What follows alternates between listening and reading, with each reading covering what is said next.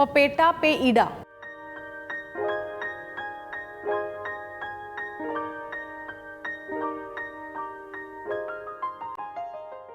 Hi, I'm Anupa and I welcome you to Sanjeev Kapoor Khazana.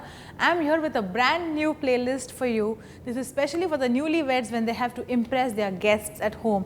It happens a lot of time when you have to actually cook up something really exciting for them, and of course you're judged at times. But for you, there's some really exciting recipes which I'm going to show you. I've already shown you one recipe called Lagannu custard, and what I'm going to show you right now is Papeta pe Eeda.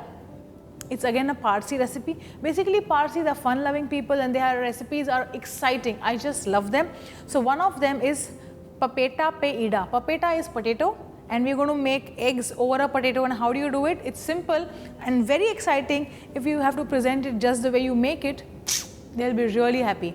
You can actually make it in the pan and keep the pan on the table, so it's a way of serving this dish.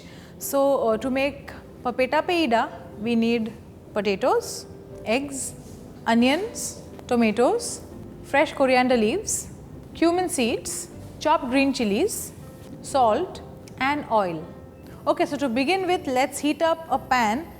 I prefer a shallow pan like this, and like I said, this pan can directly go onto your dining table.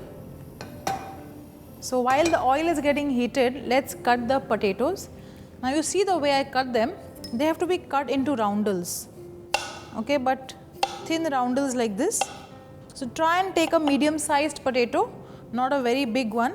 In case if the roundels go really big, then you can cut them into half, but as far as possible try and keep them small, okay, and they all have to be uniformly sliced like this.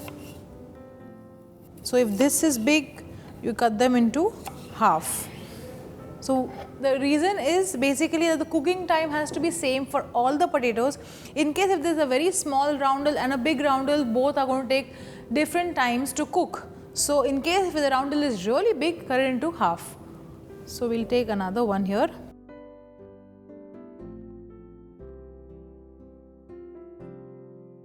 Like I said, I find all of them quite big. I'll just cut them into half. Okay, so I'm done with the potatoes. The oil is also almost heated. To start off with, we'll add in some cumin seeds. Okay. And to this, we'll add in the onions. Now, onions have to be added and they have to brown. So, browning of onions takes some time. It may take anywhere around 5 to 7 minutes if the onions are finely chopped. If you have not chopped them finely, this can go to 10 minutes also. But make sure whatever you do, it has to be uniformly cut. If onions are roughly chopped, then make sure that you chop it all uniformly. Okay? So now we'll saute this till this browns. Okay, so the onion is almost brown. Let's add in the tomatoes along with some salt.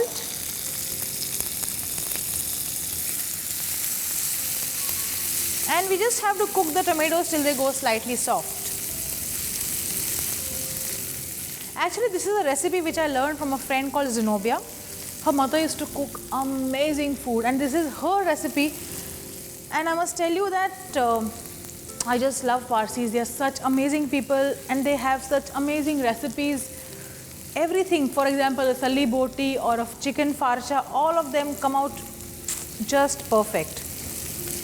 Okay, so once you put in the tomatoes, let's put green chilies. Okay, and once you've added green chilies, just mix this lightly.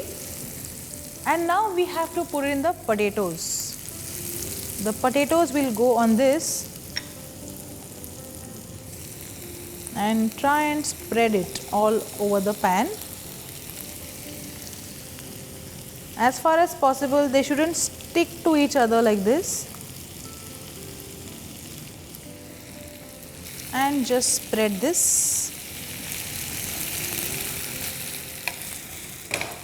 We will cook this on low heat, but we will not cover the pan because we don't want the potatoes to go soft, but we want them to go slightly crisp, for which we don't want too much of moisture in the pan. We let the moisture evaporate and let the potatoes go crisp.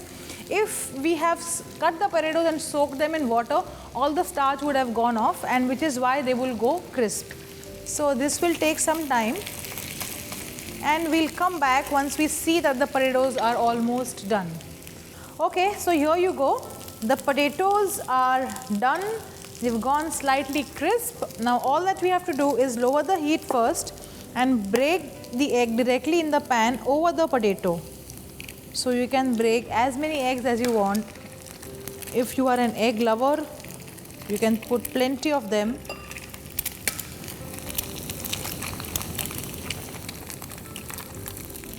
Okay, after you've put eggs, like I said, lower the heat. Just make sure that the eggs cover the pan completely, or the potatoes. Just make sure that the eggs completely cover the potatoes. Okay, now we need to sprinkle some salt over it, some fresh coriander, and now we'll cover this. Ideally, I would suggest that you leave the egg yolks semi-cooked, as in don't cook it till it is absolutely done. You can just leave it slightly runny. It tastes really nice. And of course, put the eggs only when you're ready to serve your food. So for example, if you have everything else ready, your rice, chapatis, your sabzi, everything is ready, just break the eggs over it, keep it covered for about 5 minutes, and then you can just serve the pan on the table.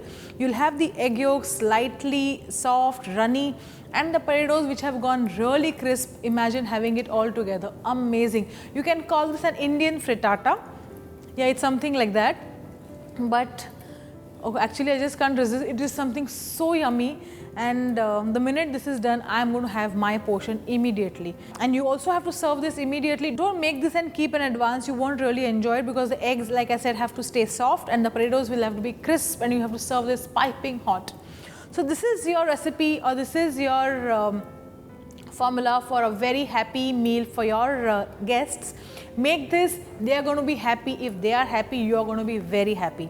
So all in all, it's a simple recipe, very exciting. Do make it and let me know how it has come out. So in case you have any recipe suggestions or any queries, do let me know, or you can post it on the very same page, and I'll be very happy to address them. So this was Papeta pe Eeda for you. Make this recipe the way I have made it, and you will be very happy.